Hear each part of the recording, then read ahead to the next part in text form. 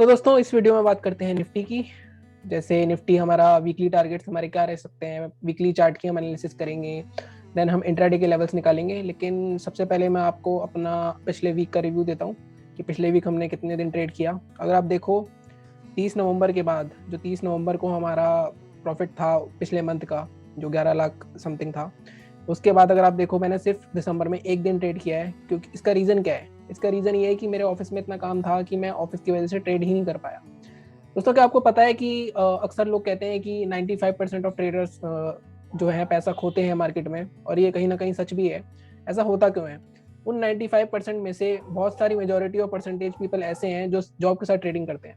क्या जॉब के साथ ट्रेडिंग हो सकती है? जॉब के साथ ट्रेडिंग बिल्कुल हो सकती है, लेकिन जॉब के साथ ट्रेडिंग में आपको अपना डिसिप्लिन फॉलो करना पड़ेगा। अगर आप अपना डिसिप्लिन कहीं भी आपने तोड़ा, देन आपको बहुत बड़ा लॉस भी हो सकता है जॉब में। अब इसके रीजन क्या होते हैं? जॉब में लोग, कुछ लोग ऐसे हैं जो जॉब के साथ ट्रेडिंग करते हैं, कुछ लोग ऐसे हैं जो रैंडम ट्रेडिंग करते हैं। तो 95% में भी कुछ कुछ परसेंटेज का मिक्सचर है। अब एग्जैक्ट परसेंटेज तो मैं आपको नहीं बता सकता, लेकिन ये एक मेजर रीजन है कि लोग, जॉब वाले लोग लॉस क्यों करते हैं। तो जब आप जॉब कर रहे हो और आप बिल्कुल बिजी हो, आपको टाइम नहीं मिल रहा, तो आप ट्रेड ना करने में ज्यादा समझदारी है रेदर देन उल्टे सीधे ट्रेड लेने से। दोस्तों मैं पहले भी ये करता था, लेकिन अब मेरे को बाद में समझ में आ गया कि इस तरह से मार्केट में नहीं चलता काम। तो जिस दिन मेरे को टाइम मिलेगा मैं उसी दिन ट्रेड करूंगा। अब 6 तारीख को मेरे को टाइम मिला, मैंने ट्रेड करा और हमने 18,000 कमाए। तो पिछले वीक हमने सिर्फ एक दिन ट्रेड किया। कोई बात नहीं, अभी पूरा 20 दिन पड़े महीने में। अगर मैं 20 दिन भी ट्रेड नहीं करूंगा और मैं ग्रीन में भी क्लोज करता हूँ महीना, तो मेरे लिए इनफ है। ठीक है जी। तो इस तरह से आपको एनालिस करना है, इस तरह से आपको कूल एंड कंपोज माइंड रखना है, तभी हम ट्रेडिंग में सक्सेसफुल हो सकते हैं। अब बात कर लेते हैं अपने टॉपिक की, जो हमने कहा कि निफ्टी का हम वीकली एनालिसिस करेंगे, उसके बाद हम इंट्राडे के लेवल्स भी निकालेंगे मंडे के लिए। तो अब दोस्तों सबसे पहले अगर आप देखो कि ये जो चार्ट है वीकली चार्ट है। अब अगर आप देखो कि अगर मैं किसी से पूछूं कि ये चार्ट कहाँ जा रहा है, तो अगर कोई बच्चा भी होगा तो वो भी बताएगा कि ये चार्ट नीचे से ऊपर जा रहा है। कहीं पे भी इसमें आपको करेक्शन दिख रही है कोई हैवी? नहीं। अगर मैं यहाँ से आपको एक फिबोनाची टूल लगाता हूँ, अगर मैं आपको यहाँ से फिबोनाची लगा के दिखाऊं, तो अगर आप देखोगे कई बार लेवल्स इतने स्ट्रॉन्ग हमारे रिएक्ट करते हैं। अगर आप देखो कि अगर मैंने लो से यहाँ पे, अगर यहाँ पे लगाया है फिबोनाची टूल, तो अभी देखो 23.6%, 16,000 का लेवल आ रहा है। कहीं ना कहीं जब हम वीकली, पिछले 2 हफ्ते की वीकली एनालिसिस आपने देखी होगी, तो कहीं ना कहीं हम 16,500 16,000 के टारगेट की बात कर रहे हैं। क्योंकि कहीं ना कहीं वो करेक्शन पेंडिंग है इतना, जो कि आया नहीं है मार्केट में। अब ये करेक्शन जो है मार्केट में आया 18,500 से 16,500, तो कहीं ना कहीं ये करेक्शन का एंड है क्या? ऐसा हो सकता है, क्योंकि प्रीवियसली 2 कंसेक्यूटिव वीक से हमें वीकली कैंडल्स ग्रीन मिली हैं। अभी हम बात करते हैं इस बारे में भी कि आगे व्यू क्या हो सकता है। तो लेकिन फिबोनाची के हिसाब से हम देखें 23.6% लेवल, इतना एग्जैक्ट 16,000 आ रहा है। और यहीं पे अगर आप देखो, यहीं पूरा कंसोलिडेट होकर इसी को ब्रेकआउट करके मार्केट ऊपर भी गया था। कहीं ना कहीं इसका रीटेस्ट पेंडिंग है।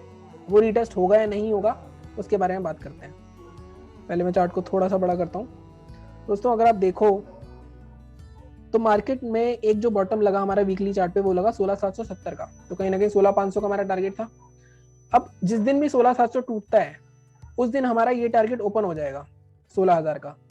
कहीं ना कहीं 500 से 600 पॉइंट है। तो अगर किसी को न्यू पोजीशन बनानी है तो वो आराम से 16,770 के नीचे, किसी दिन भी अगर मार्केट नीचे जाता है, 15 मिनट की कोई कैंडल क्लोज करता है, 15 या 30 मिनट की, देन हम पोजीशन बना सकते हैं अपने टारगेट 16,000 के लिए।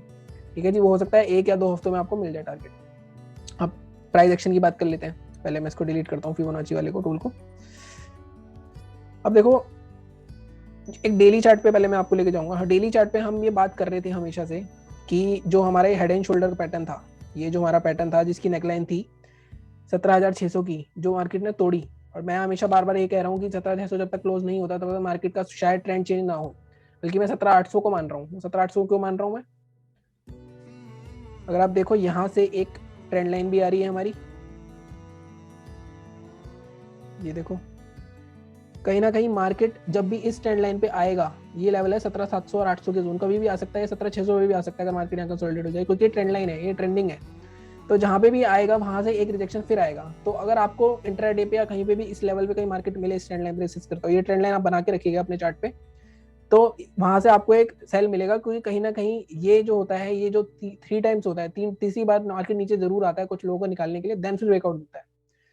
ठीक है जी। अब प्राइस एक्शन की बात करते हैं वीकली चार्ट पे। अब ये हेड एंड शोल्डर का 17,600 का लेवल बहुत इंपॉर्टेंट है, ये हमने देख लिया। इसको डिलीट करते हैं। अब हम फिर से वीकली चार्ट पे आते हैं। एक सेकेंड गाइस, हम फिर से वीकली चार्ट पे आए। अब मैं आपको अगर चीज बताऊं, एक चीज, अगर हम सिंपली प्राइस एक्शन की बात करें, तो मार्केट ऊपर जा रहा था, मार्केट ने एक करेक्शन दिया, फिर मार्केट ने ऊपर जाने की कोशिश करी, ये एक तरह से सेलर्स को, बायर्स को अपनी तरफ आकर्षित करना और सेलर्स को डराना की थी, लेकिन जो बना रहा उसने बहुत बड़ा प्रॉफिट फिर कमाया, फिर मार्केट ऊपर गया। अब कहीं ना कहीं अगर मार्केट में देखें तो मार्केट का ये जो सपोर्ट था जिसकी हम बात कर रहे हैं 17,600, ये कहीं ना कहीं टूटा। तो क्या इसका रिटेस्ट हो रहा है, ये रिटेस्ट हो गया। अब इसमें दो चीजें हो सकती हैं यहाँ पे मार्केट में, या तो मार्केट यहाँ रिटेस्ट करके फर्दर अपना डाउन जाएगा, जिसके बारे में मैंने आपको बताया कि जिस दिन भी मार्केट हमारा 16,770 तोड़े हम पोजीशन बना सकते हैं, ये टारगेट के लिए 16,000 16,500 तक के लिए, ठीक है जी। अब ये यहाँ से ऊपर भी निकल सकता है। 17,600 तोड़ने में मार्केट को काफी दिक्कत आने वाली है, उसको मैं रीजन बताता हूँ आपको। अब हम चलते हैं आर्ली चार्ट पे, इसको अब थोड़ा सा छोटा करते हैं। अगर आप देखो यहाँ पर ये जो पूरा जोन है मार्केट, इस जोन में बहुत रेसिस्ट कर रहा है, यहाँ पे भी रेजिस्टेंस है, यहाँ भी, यहाँ भी, यहाँ भी। तो कहीं ना कहीं 3-4 बार मार्केट 500-550 का जोन ब्रेक नहीं कर पाया है।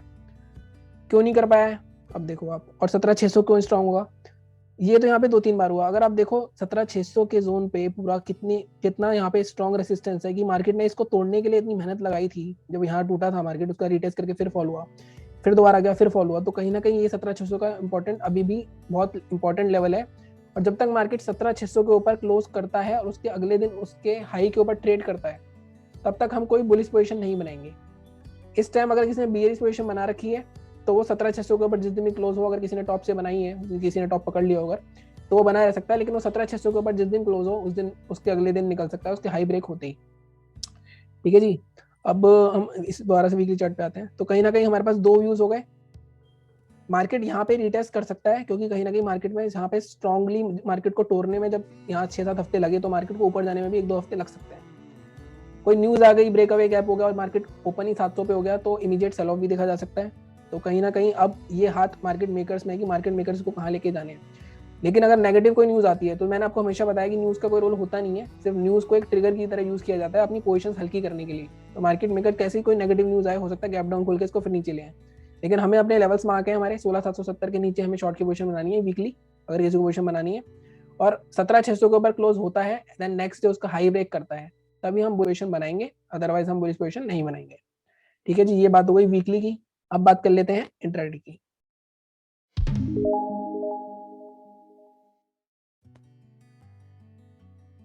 तो दोस्तों इंट्राडे में मैं जैसा हमेशा बोलता हूँ, और मैंने हमेशा बोला है कि इंट्राडे लेवल्स का खेल है।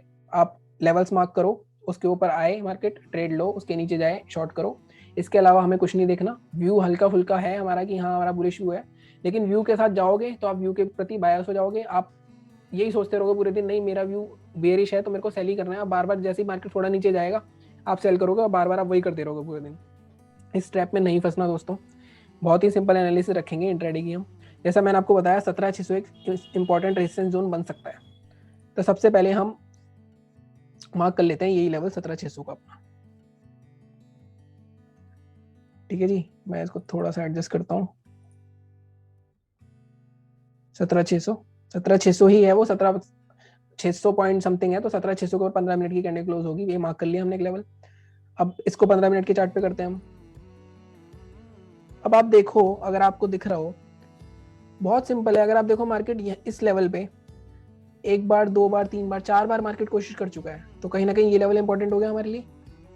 तो इसका जो हाई है 17,543, तो हम लेवल बना लेते हैं अपना 17,555 या 50 का, 17,550। ओके, 17,550 के ऊपर मार्केट अगर निकलता है तो आप बाय करोगे।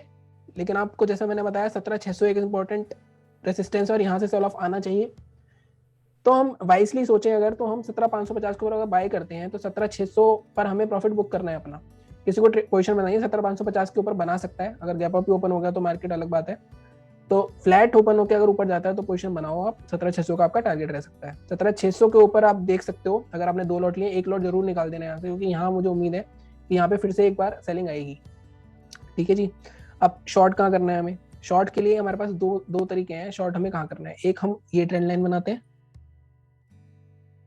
जब तक ये ट्रेंड लाइन ब्रेक ना हो।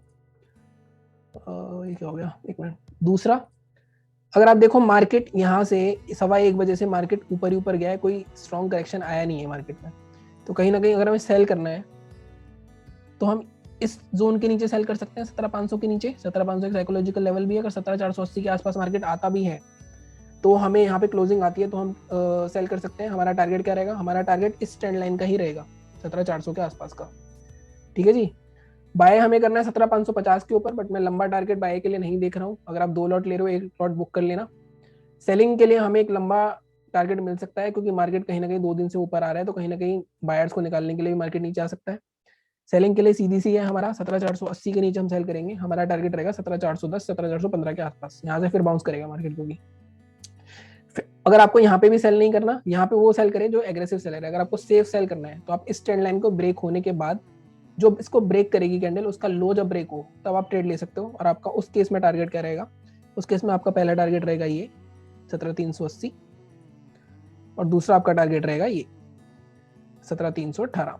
अब मान लो मार्केट 300 के आसपास ही ओपन हो जाए, तो मार्केट अगर यहाँ कंसोलिडेट करके नीचे ब्रेक करता है 318 को, तो ये गैप फिल हो सकता है बहुत इजीली। तो हम इस गैप फिलिंग के टारगेट के लिए जाएंगे। तो मैं ये लेवल भी मार्क कर देता हूँ। मैं आपको आज थोड़ी सी डिटेल एनालिसिस करिए। नॉर्मली मैं 2 ही लेवल्स बताता हूँ आपको, लेकिन अब ये लेवल्स आप मार्क कर लेना। अब इसमें गैप डाउन ओपन होता है, यहाँ रेंज बनाता है, उसका 318 तोड़ता है, तो हमारा 250 तक का टारगेट रहेगा। पूरे गैप फिलिंग के लिए हम नहीं बैठेंगे, हम लालच नहीं करेंगे। दूसरी चीज, ये ट्रेंड लाइन अगर ब्रेक होती है और उसका लो तोड़ता है तो भी हम शॉर्ट कर सकते हैं 380 के नीचे। टारगेट 318 रहेगा। फ्लैट ओपन में अगर फ्लैट ओपन होकर ऊपर जाता है तो ऊपर की तरफ मेरे को 50 पॉइंट का स्कोप दिख रहा है, तो आप उसको थोड़ा सा देखिएगा। अगर आपको बुक कर लेना 17,600 पर। दोस्तों ये बात हो गई निफ्टी की वीकली की और डेली एनालिसिस की।